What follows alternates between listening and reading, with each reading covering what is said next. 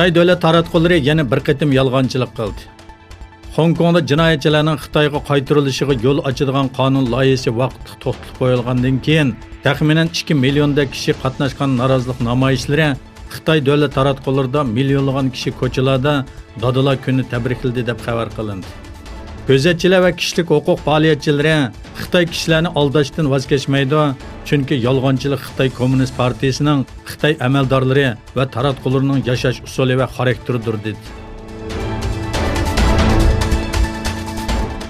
Xitay texnik şirkəti Huawei'nin qurğuchisi Ren Zhengfei Huawei şirkətinin bu yil 30% az kirim qilganligini bildirdi.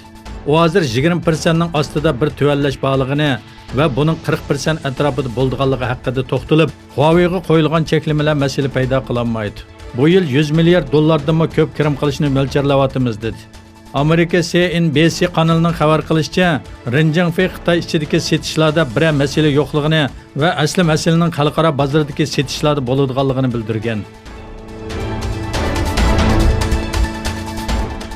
Türkiye İyi Partisi tarafidan Türkiye Büyük Millet Meclisi'ne sunulgan Uyghur Türkleri uçurayotgan bastırışlarını tekşiriş teklifnamesi öhtüçilerinin qo'llashiga erishgan bo'lsa-mu, lekin hokimiyat beshidagi Adalet ve Taraqqiyot Partisi ve onun ittifoqdoshi Millatchi Harakat Partisining qarshi turishi bilan rad qilindi.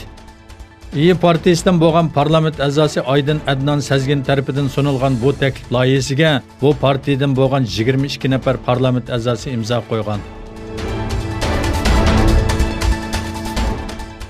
Xitoy davlat televiziyasi xalqaro jinoiy ishlar soqchi tashkiloti, ya'ni Interpolning sobiq raisi Meng Hongweining parxo'rlik bilan ayblanib echilgan sudda pora olganligini e'tirof qilganligi xabar qilindi.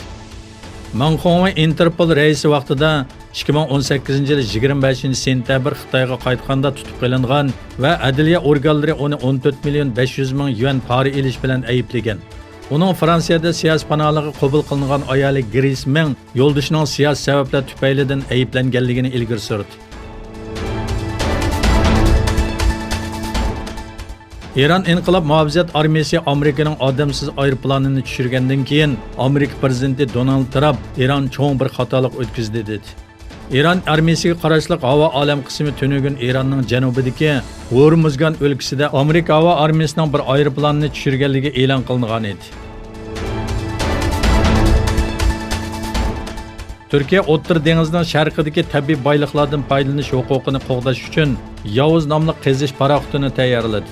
Bu paraxod iyul oyining boshlarida Shimoliy Qibros Turk Jumhuriyati sohillarida tunji qazish ishini boshlaydi.